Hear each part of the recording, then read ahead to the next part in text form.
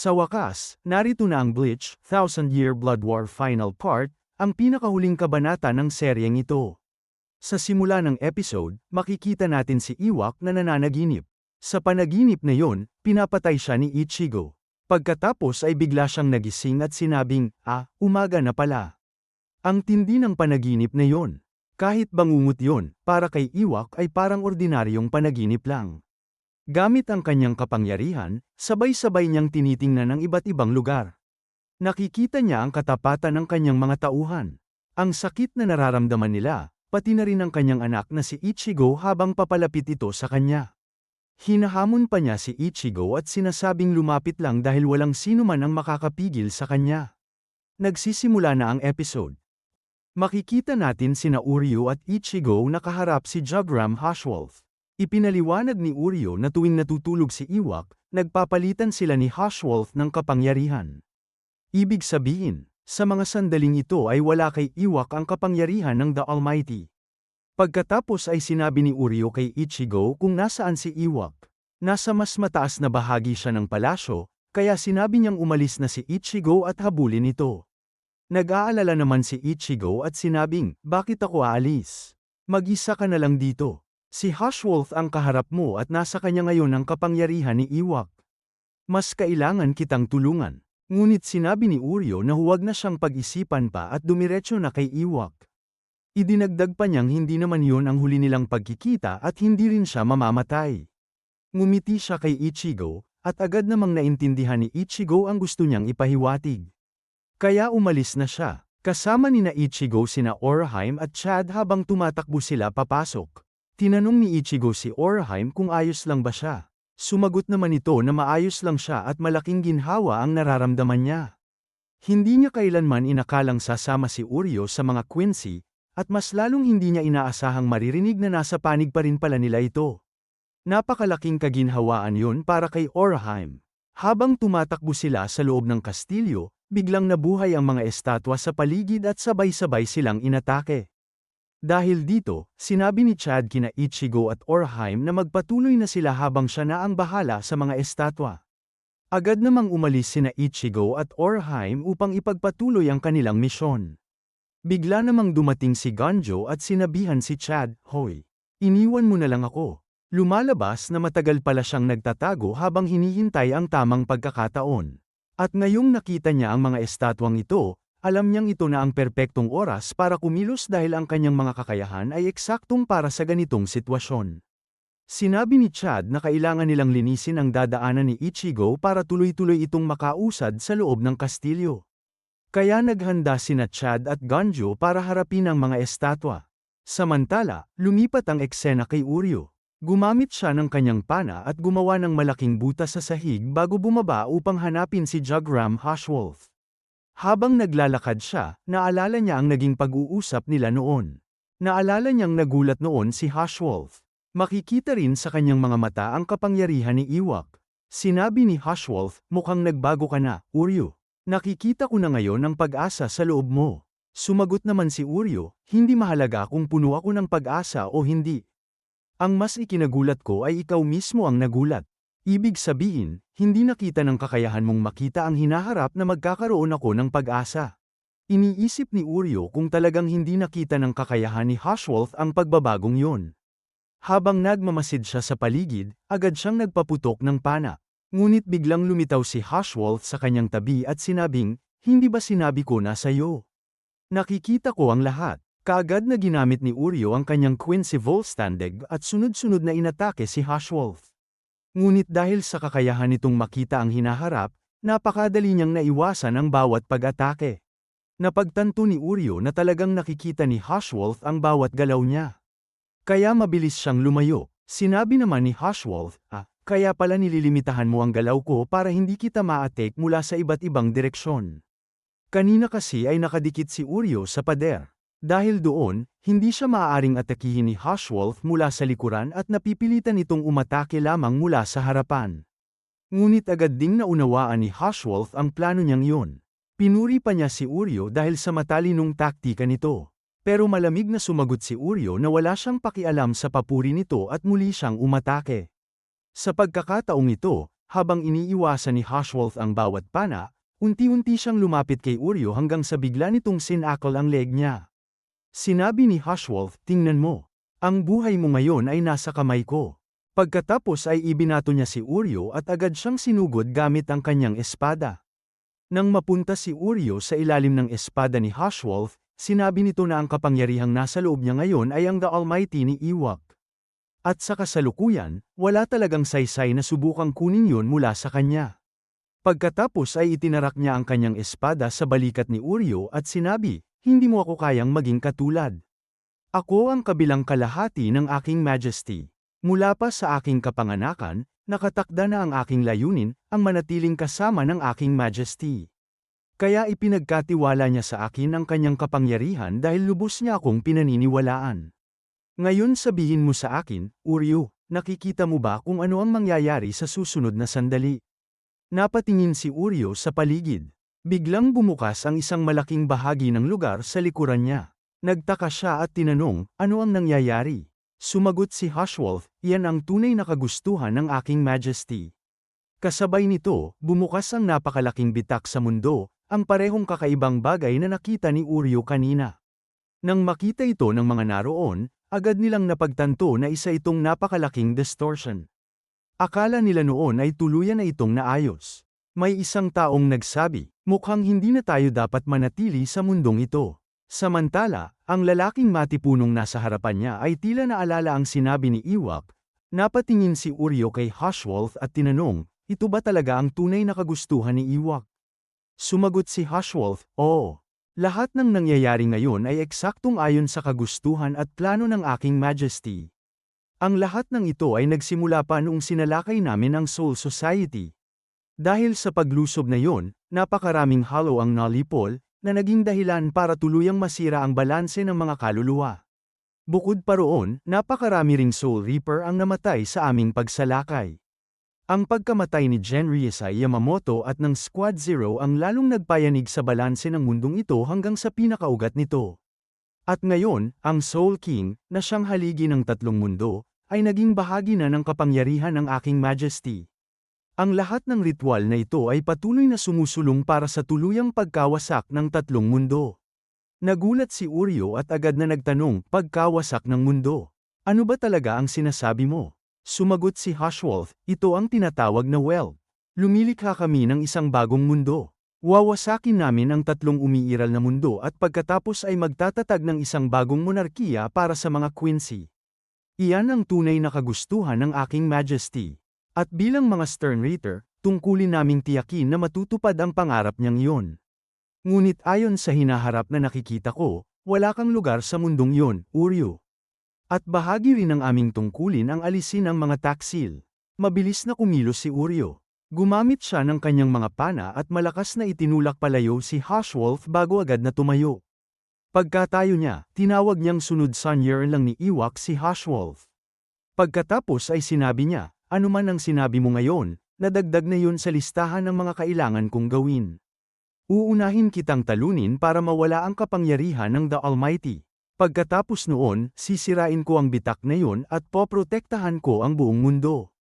Pagkatapos nito ay lumipat ang eksena sa labas ng kastilyo, kung saan patuloy na bumabagsak ang malalaking tipak ng guho mula sa itaas. Dito naman natin muling nakita si Askan Naklevar. Nakahiga lang siya at halos hindi na gumagalaw, pero buhay pa rin siya.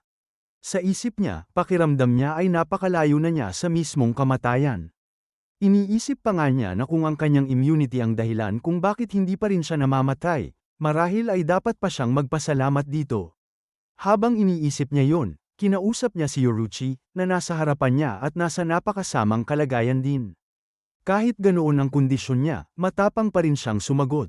Sabi ni Askan, "Marami na akong ginawa sa iyo, pero sa totoo lang, nagugulat pa rin ako na buhay ka pa." Ngumiti ng bahagya si Yoruchi at sinabing, "Pareho tayo ng iniisip. Matapos mo akong bigyan ng napakaraming nakamamatay na dosis, buhay ka pa rin." Pagkatapos ay idinagdag niya, "Pero sigurado akong hirap ka na ring mabuhay." Napailing si Askan at sumagot, "Hindi, ibinigay ko na ang lahat ng makakaya ko. Kung ibang tao ang nasa kalagayan mo, matagal na siyang namatay, kaya huwag mong isipin na naging malambot ako sa iyo." Napatingin naman si Yoruchi sa kanyang kapatid. Kitang-kita niyang napakasama rin ang kalagayan nito. Hindi na ito magtatagal sa kondisyon nito. Ngunit si Yoruchi mismo ay wala na ring natitirang lakas para pagalingin ang sarili. Biglang lumapit si Asuka sa kanya at sinabi, "Hindi ko alam kung ano pa ang binabalak mong gawin. Nang lumapit ako sa iyo, ni hindi ka man lang gumalaw. Mukhang malapit ka na talagang mamatay. Pero kahit ganoon, kahit ano pa ang gusto mong gawin, hindi mo na yun magagawa sa kalagayan mo ngayon. Bago ka pa makakilos, mauuna na akong umatake. Hindi ka ba naaawa sa sarili mo, Yoruchi?" Sa mismong sandaling yon, biglang dumating si Kisyo Kirihara sa likod ni Yoruchi. Pero bigla na lang siyang sinipa ni Yoruchi dahil ang akala niya ay nakatitig si Kirihara sa puwitan niya. Agad namang nag-sorry si Kirihara, at sobrang nakakatawa talaga ng eksenang yon. Pero hindi pa rin tumigil si Yoruchi at sinabing, "Nagsosorry ka nga pero hinahawakan mo pa rin ang puwitan ko. Ang bastos mo talaga." Napailing naman si Asuka at sinabing, "Mukhang dumating na rin si Kirihara. Kailangan ko na rin palang harapin siya." Ngumiti si Kirihara at sumagot, "Ay, kilala mo pala ako? Nakakatuwa naman." Sabi ni Asuka, "Hindi naman kita personal na kilala, pero alam kong isa ka sa mga special war potential. Ang aking majesty mismo ang nagsabi niyan." Ngumiti lang si Kirihara at sinabi, "Talaga? Ang laki naman ng titulong ibinigay ninyo sa akin. Maraming salamat." Pero bago pa siya makapagsalita ulit, hinawakan niya si Yoruchi at mabilis silang tumalon palayo. Nagulat si Asuka. Sandali, kanina lang hindi na nga siya makagalaw. Ano ang ginawa ni Kirihara para makatakbo sila ng ganoon kalayo? At higit sa lahat, paano niya naalis ang epekto ng death dealing ko? Pero naalala rin agad ni Asuka na dati pa siyang binalaan tungkol dito. May 5 special war potential na pinili mismo ni Iwak dahil sa kanilang pambihirang kakayahan. Ang una ay si Ichigo Kurosaki dahil sa kanyang napakalaking potensyal. Ang ikalawa ay si Kenpachi Zaraki dahil sa kanyang napakalakas na combat strength. Ang ikatlo ay si Ichiba Hayasub dahil sa kanyang walang kapantay na karunungan. Ang ikaapat ay si Sosuke Aizen dahil sa napakalawak niyang spiritual pressure. At ang huli ay si Kisyo Kirihara dahil sa kanyang hindi masukat at imposibleng hulaan na talino at mga estratehiya. Sinabi pa noon kay Asuka na kahit anong gawin niya, kayang-kaya siyang daiji ni Kirihara gamit lang ang utak nito. Napabuntong hininga tuloy si Asuka at sinabi sa sarili, "Bakit ba palagi na lang akong napupunta sa mga kalabang ganito? Puro paakit sa buhay." Pagkatapos ng nakakatawang eksena tungkol kay Yoruchi, bumalik na ulit ang seryosong laban. Makikita natin sina Kirihara at Yoruchi na mabilis na tumatakbo. Habang tumatakbo sila, tinanong ni Yoruchi, "Ano ba ang itinurok mo sa puwitan ko?" Ngumiti lang si Kirihara at sinabing, "Secret." Pero agad na nahulaan ni Yoruchi na siguradong isa na naman yung gamot na nagpapalakas ng katawan na palihim na itinurok ni Kirihara. Ipinaliwanag naman ni Kirihara na pansamantala lang ang epekto nito. Mga 5 minuto lang ang itatagal. Ngunit sinabi ni Yoruchi, sapat na yon. Handa na sana siyang gamitin muli ang kanyang kapangyarihan, pero pinigilan siya ni Kirihara at sinabing may iba pa silang dapat subukan. Sa una ay tumanggi si Yoruchi dahil ayaw na niyang maulit ang dati niyang karanasan. Pero tila huli na ang lahat. May ginawa na pala si Kirihara. Makalipas ang ilang sandali, sumugod si Yoruchi kay Asuka para umatake. Nakailag naman si Asuka, pero sa isang iglap ay biglang huminto si Yoruchi at yumuko. Sabi ni Asuka, noong nasa maayos pa siyang kondisyon, tinamaan ko na siya ng gift ball. At hindi niya kayang talunin ang epekto nito. Habang nangyayari yon, may hawak na papel si Kirihara sa malayo. May isinulat siya rito at ipinakita kay Yoruchi. Sinabi niya, "Kapag binaligtad ko ang pahinang ito, mag-transform ka." Pagkapihit niya ng pahina, biglang nagbago ang anyo ni Yoruchi. Pati si Asuka ay hindi makapaniwala sa kanyang nakita. Lumitaw ang napakaangas at napaka-epic na bagong anyo ni Yoruchi. Napaisip si Asuka, anong klase namang anyo ito? Ipinaliwanag ni Kirihara na ang anyong yon ay tinatawag na Shanko, Raiju Senador K. Nagtaka si Asuka at tinanong, "Pero bakit mo naman sinasabi sa akin ang pangalan ng teknik niya?" Doon niya agad naunawaan ang dahilan. Ibig sabihin, hindi na nakakaintindi ng salita si Yoruchi sa kasalukuyan. Halos kalahating pusa na ang kanyang pag-iisip. Sa susunod na segundo, bigla siyang sumugod at sinugatan si Asken gamit ang napakabilis na kalmo. Habang tumatayo siya, iniisip niyang imposible yun. Akala niya ay immune na siya sa spiritual pressure ni Yoruchi. Dahil sa kanyang kakayahan, kaya niyang suriin ang spiritual pressure ng kalaban at gumawa ng immunity laban dito, pero biglang lumapit si Urahara at nakangiting nagsabi, "Alam mo naman siguro kung gaano kamudi ang mga pusa." Ipinaliwanag niya na sa bagong anyong ito ni Yoruchi, na tinatawag na Shamko, Raiju Senador K, pabago-bago ang kanyang spiritual pressure. Tingnan mo nga, sobrang moody niya, ni hindi ka na nga niya hinahabol. Patuloy pang ipinaliwanag ni Urahara na sa form na ito, sobrang hindi stable ang spiritual pressure ni Yoruchi. Parang bawat sandali ay ibang tao na ang enerhiyang nararamdaman. Makalipas lang ang ilang segundo, biglang lumitaw si Yoruchi sa pagitan ni Urahara at Asken at sinampal ng napakalakas si Asken. Habang pinapanood yon, ipinaliwanag ni Urahara ang isang halimbawa. Para raw itong virus. Kahit makabuo ka ng immunity laban dito, kapag patuloy itong nagbabago, mawawala ng silbi ang immunity mo. At yun mismo ang nangyayari kay Yoruchi. Dahil dito, tuluyan ang nawala ng bisa ang immunity ni Asken. Sunod-sunod na umatake si Yoruchi. Binalot ng kidlat ang kanyang katawan habang walang tigil niyang pinupuruhan si Asken. Habang nangyayari yun, inilabas ni Urahara ang isang laruan ng pusa at tinawag si Yoruchi. At gaya ng isang totoong pusa, agad itong nagpakita ng kakaibang reaksyon. Grabe talaga si Urahara. Habang seryosong labanan ang nangyayari, nagagawa pa rin niyang lokohin si Yoruchi. Ipinaliwanag niya na siya lang ang kasalukuyang may kakayahang kontrolin si Yoruchi sa anyong yun. Pero kahit siya, pwede pa ring baliwalain ni Yoruchi kapag wala ito sa tamang mood. Pero bigla na lang may lumitaw na napakalaking sphere. Habang lumalaki ito, hindi maintindihan ni Urahara kung ano ang nangyayari. Bago pa sila makaalis, pareho silang nakulong sa loob nito. At doon muling lumitaw si Asken. Sinabi niya, "Ito ang gift ball deluxe. Ito ang pinakamalaking gift ball na kaya kong likhain." Kasabay nito, makikita rin natin na nagbago na ang kanyang anyo. Nag-transform na rin siya. Ipinaliwanag niyang ang anyong ito ang kanyang Hashain form. Para hindi na mag-aksaya ng oras, inilabas ni Asken ang isang nakamamatay na teknik na tinatawag na gift ring. Biglang nawala ang isang singsing at dumiretso sa mukha ni Urahara, agad na winasak ang isa sa kanyang mga mata. Buong pagmamataas na ipinaliwanag ni Asken na dahil sobrang tibay at resistant siya ni Urahara, hindi magiging sapat ang isang death controlling ability na may malawak na saklaw para tuluyan siyang patumbahin. Kaya naman kinailangan niyang i-condense ang buong kapangyarihan niya sa iisang punto para isa-isang wasakin ang mga internal organs ni Urahara. Dahil tuluyan ang nasukol at kalahati na ng kanyang paningin ang nawawala, tumigil na sa pag-aalinlangan si Urahara na itago pa ang kanyang trump card.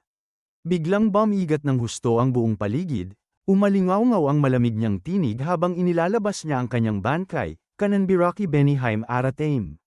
Sa likuran ni Urahara, nagpakita ang isang napakalaking nilalang na mistulang isang diyosa, nagliliwanag sa isang nakakatakot ngunit kahindik-hindik na ganda na agad nagpakaba kay Asken.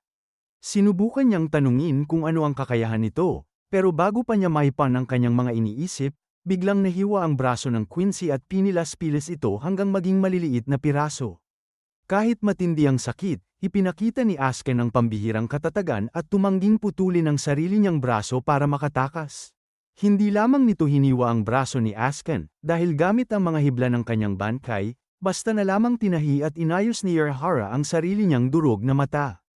Sa isang iglap ay bumalik ang kanyang paningin, dahilan para literal na mapako sa gulat si Asken. Ano ba talaga ito? Paano mo lalabanan ang ganitong kapangyarihan? Nang mapagtanto niyang walang saysay ang direktang pakikipagsagupa sa bangkay na yon. Sa sobrang inis ni Asken ay nagpasya siyang subukan ng isang desperadong huling galaw. Itinaas niya sa pinakasukdulan ng toxicity ng kanyang poison domain, balak niyang hilahin si Urahara hanggang sa kamatayan kasama niya. Pero napakawalang malay ni Asken para isipin na malalamangan niya sa diskarte si Kisyuk Urahara. Kalmadong gumapang si Urahara sa ilalim ng nakamamatay na ulap ng lason at ipinakita ang isang mahalagang nakamamatay na blind spot. Inihahanda ang daan para sa isang napakabangis na kakampi. Sa mismong sandali na ninanamnam ni Asken ang kanyang tila tagumpay, May isang kamay na biglang sumaksak mula sa likuran at dinurog ang kanyang puso. Walang iba yun kundi ang Sexte Espada, si Grimmjow Jaeger Jaquez. Habang hinihingal at inaagaw ang kanyang huling mga sandali, nagtataka si Asken kung paano posibleng nakaligtas si Grimmjow sa nakamamatay na lason kanina. Ngumiti si Urahara at inamin na palihim niyang pinagaling ang Arrancar bago pa man ito sumabak.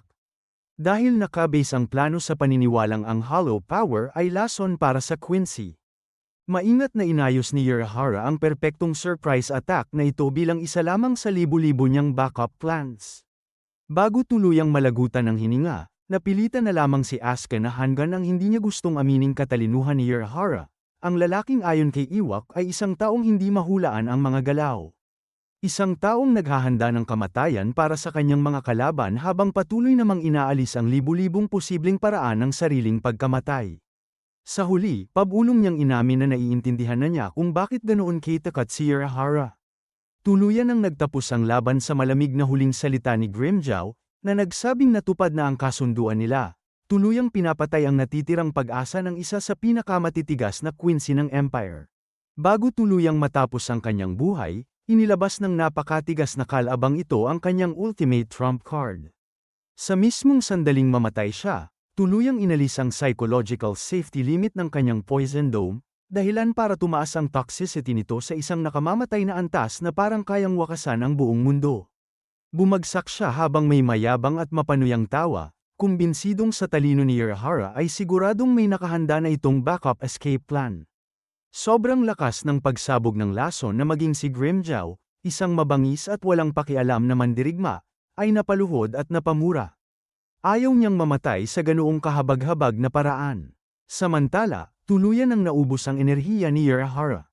Ang dati niyang kalmado at kontroladong katawan ay dahan-daang bumagsak sa gitna ng dagat ng lason, nakangiti habang tinatanggap ang sariling pisikal na limitasyon. Ipinasya niyang ipagkatiwala kay Ichigo at sa kanyang mga kasama ang napakahalagang tungkuling talunin si Ewok.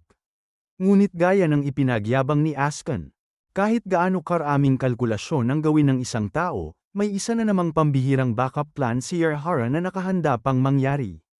Nakapwesto sa labas mismo ng barrier, matagal nang sinusundan ni Nellyle Tuodelswank ang buong plano mula pa sa simula. Nang makita niya ang napakaliit na spatial opening na ginawa ni Urahara gamit ang kanyang bangkay para makagawa ng daanan para kay Grimmjow kanina, agad na sumugod papasok ang dating Tercera Espada nang walang kahit isang segundong pag-aalinlangan. Ngayon naman, ilipat natin ang ating atensyon sa huling larangan ng laban. Nakatayo na sina Ichigo at Orihime sa mismong harap ng mga pintuang direktang patungo sa throne room ni Ewok.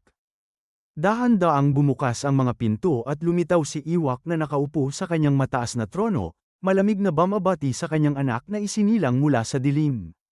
Nang makita niyang kumukulo ang spiritual pressure ni Ichigo hanggang sa tila nagiging pisikal na itong anyo. Casual na sinabi ng tyrant na gusto niyang namnamin ang isang madugong father and son reunion. Mayabang niyang iginiit na siya ang tunay na ama ng napakalaking kapangyarihang iyon at buong-buo niyang itinanggi ang anumang naging ambag ng mga kasama ni Ichigo. Pero syempre, wala ni kaunting intensyon si Ichigo na ituring si Ewok bilang pamilya. Sa harap ni Ichigo ay ang halimaw na responsable sa pagkamatay ng kanyang ina. Sa sobrang galit, walang pag-aalinlangan siyang sumugod at pinakawalan ng isang napakalakas na Getsuga Tensho. Samantala, sa kabilang bahagi ng battlefield, patuloy ang labanan ni Uryu Ishida at Jogram Haschwolf. Kumpiyansa si Ishida na kaya niyang talunin ang kanyang kalaban, pero mabilis siyang pinatigil ni Haschwolf. Ipinakita nitong kahit ang plano nilang patayin si Ewok habang natutulog ay isang malaking pagkakamali dahil hindi nila nauunawaan ang tunay na lawak ng kapangyarihan nito. Balik sa throne room, tuluyan ang inilabas ni Ewok ang kapangyarihang ninakaw niya mula sa Soul King. Para sirain ang mental state ni Ichigo, binanggit niya ang pagkamatay ni Masaki, ang ina ni Ichigo. Dahil dito, tuluyang nawala ng kontrol si Ichigo at diretsahang sumugod kay Ewok. Ngunit madaling sinalo ng Quincy King ang kanyang mga atake habang patuloy siyang kinukutya. Sinabi ni Ewok na ang kapangyarihan, katawan, at maging buhay ni Ichigo ay tila bahagi lamang ng mas malaking plano. Biglang nagpakawala si Ewok ng napakalakas na atake. Agad na hamarang si Orihime gamit ang Soten Kiss Shan upang protektahan si Ichigo. Ngunit dahil magkaugnay ang kanilang spiritual pressure, nahirapan siyang tuluyang tanggihan ang kapangyarihan ni Iwak. Nang makita ni Ichigo na nasa panganib si Orihime, siya mismo ang hamarang at tinanggap ang atake. Pareho silang bumagsak, pero kahit sugatan at pagod, pinilit pa ring tumayo ni Orihime. Determinado siyang protektahan si Ichigo kahit anong mangyari. Nang makakita ng pagkakataon, sumugod muli si Ichigo at pinakawalan ng isang full-powered Getsuga Tensho. Ngunit sa sandaling yun, tuluyan ang na-assimilate ni Iwak ang kapangyarihan ng Soul King. Ipinahayag niyang ang pagpatay sa kanya ay katumbas ng pagbagsak ng buong universe. Sa ibaba naman, patuloy na lumalaban si Ishida kay Haschwolf. Ipinaliwanag ni Haschwolf na dahil naging pundasyon na ng tatlong mundo si Iwak, ang pagpatay sa kanya ay maaaring magdulot ng pagbagsak ng buong existence. Ngunit hindi umatras si Ishida. Para sa kanya, mas mahalaga ang buhay ng mga taong gusto niyang protektahan kaysa sa isang cosmic balance na nangangailangan ng sakripisyo. Sa tuktok ng Warwell, muling sumugod si Ichigo at direktang tinamaan si Iwak ng Getsuga Jujisho. Ngunit hindi pa rin ito sapat para mapabagsak ang Quincy Emperor. Dito inilantad ni Iwak ang isang nakakagulat na katotohanan tungkol kay Ichigo. Ang katawan ni Ichigo ay naglalaman ng iba't ibang bloodline, human, Soul Reaper, Hollow, Fullbringer, at Quincy, kaya isa siyang perpektong vessel.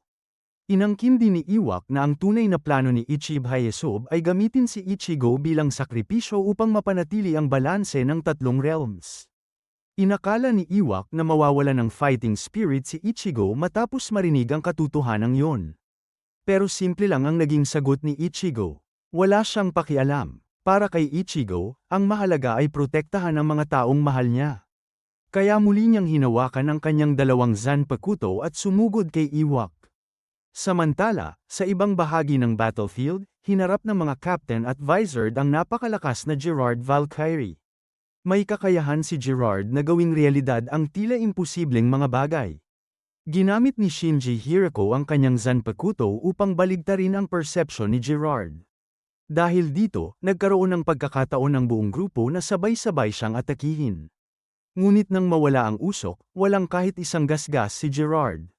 Bago pa niya durugin ang lahat, biglang nagyelo ang kanyang braso. Dumating si Toshiro Hitsugaya at agad na inilabas ang kanyang bankay, na pansamantalang nag-freeze kay Gerard. Balik sa laban nina Ichigo at Iwak, patuloy na binubugbog ng Quincy King si Ichigo. Hindi kayang sabayan ni Orihime ang bilis ng kanilang laban, pero patuloy pa rin siyang tumutulong sa pamamagitan ng kanyang defensive at healing abilities.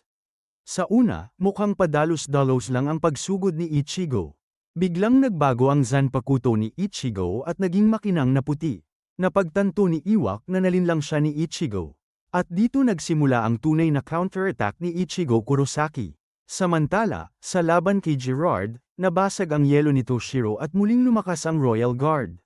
Dumating si Byakuya upang tumulong, pero biglang sumugod si Kenpachi Zaraki.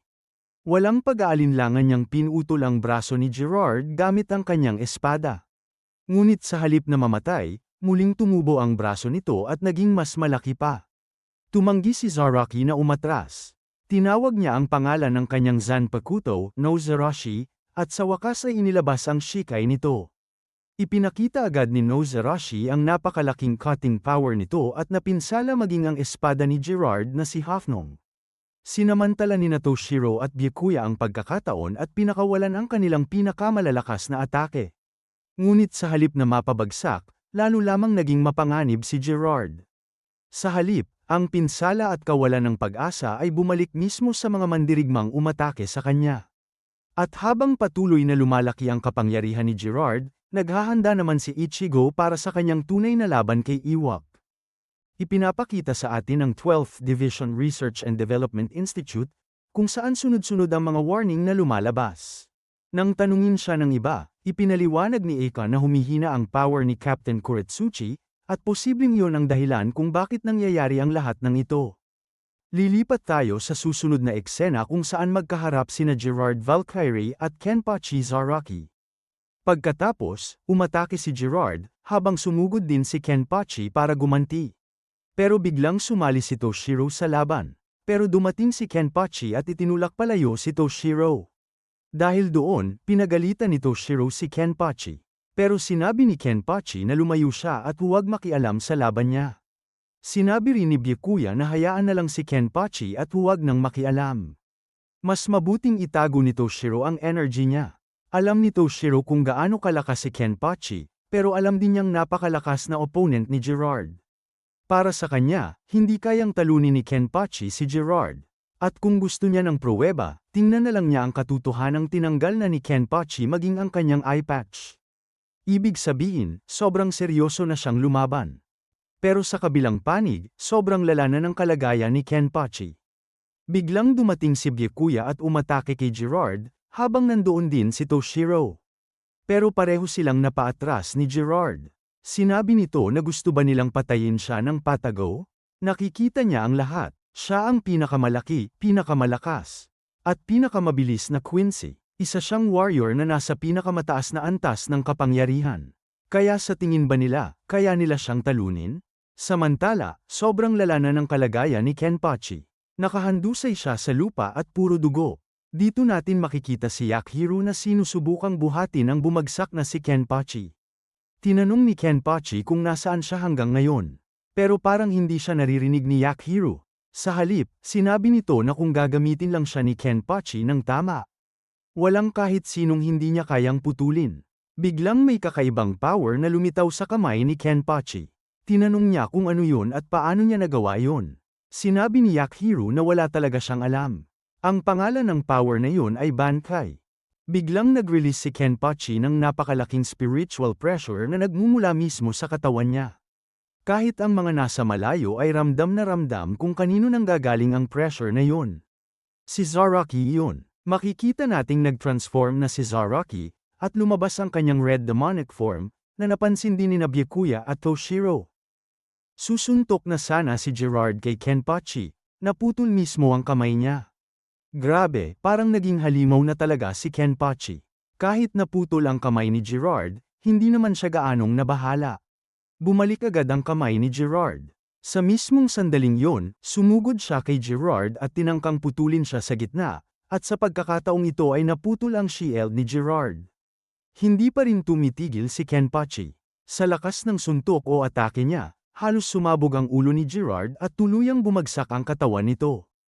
Habang nasa ibaba, iniisip ni Gerard kung anong klaseng power ang ginagamit ni Kenpachi. Nang bumagsak siya, sinabi ni Toshiro na mahuhulog na siya. Pero sa susunod na sandali, tinawag ni Gerard ang kanyang wings. Lumitaw ang mga pakpak niya at nagsimula siyang lumipad. Dahil sa nakita niyang bagong power ni Kenpachi, paulit-ulit na sinabi ni Gerard na imposible yon. Imposibleng kayang itulak ng ganoon kalakas ng isang Soul Reaper ang isang tulad niya. Kaya kinuha niya ang espada niya at dumiretso kay Kenpachi, habang kino-concentrate ang power niya sa dulo ng espada. Hindi man lang gumalaw si Kenpachi para umiwas. Direktang pinutol ang ulo ni Gerard at nahati ito sa dalawang piraso. Dalawang bahagi ang katawan ni Gerard. Lumipat ang eksena. Makikita natin sina Byakuya at Toshiro na hindi makalapit kay Zaraki.